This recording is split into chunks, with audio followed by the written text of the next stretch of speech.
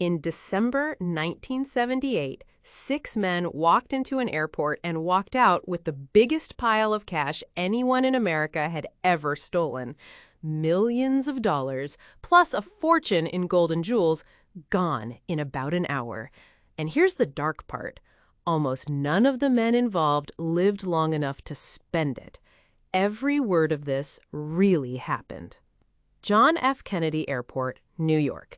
Inside a Lufthansa cargo building sat a special kind of vault.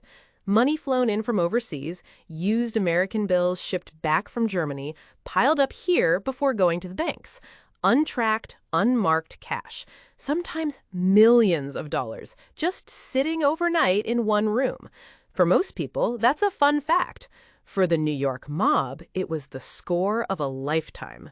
But you can't rob a vault you don't understand. So the real key to the Lufthansa heist wasn't a gun. It was a man on the inside.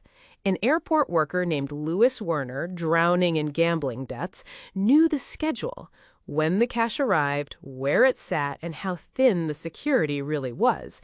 He passed that secret to the wrong people, and those people worked for Jimmy Burke, known on the street as Jimmy the Gent, a charming, ruthless associate of one of New York's biggest crime families. Now here's where you imagine the movie. Alarms screaming, a shootout, chaos. But a good heist is quiet. Around 3 a.m, a black van pulled up. Roughly 6 masked men moved in fast. They rounded up the night workers calmly, almost politely, because they already knew exactly how many people were inside, thanks to their man on the inside. No searching, no guessing. They walked straight to the money. They loaded the van with around $5 million in cash and nearly $1 million more in jewelry and gold. Then they were gone. Start to finish, the whole thing took about an hour. By the time anyone raised the alarm, the most valuable robbery in American history was already rolling down the highway. For one perfect night, it looked like the flawless crime. And then it fell apart. Not because of a clue, but because of fear. A haul that big attracts attention. The police were everywhere, and Jimmy Burke became terrified that someone in the crew would get caught, get scared, and start talking. Or worse, start spending flashy money that screamed, "I just robbed Lufthansa." So Burke made a cold decision.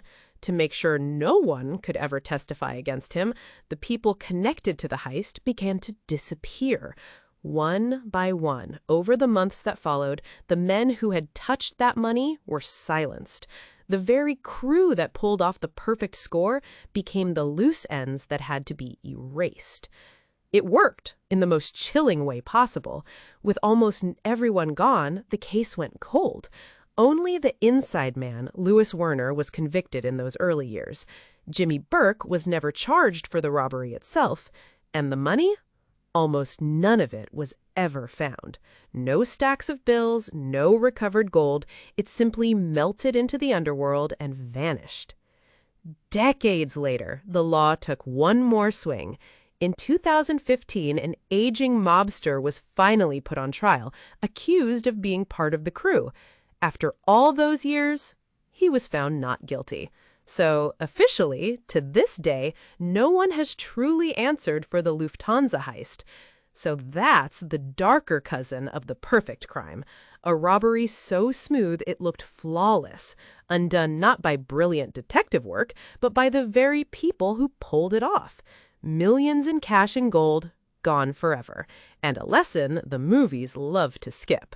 In the real world, the hardest part of a perfect crime isn't taking the money, it's surviving your own partners. And believe it or not, there's a robbery even stranger, one where the thief didn't steal a single thing. He simply sold a monument he didn't even own. But that's a whole other story.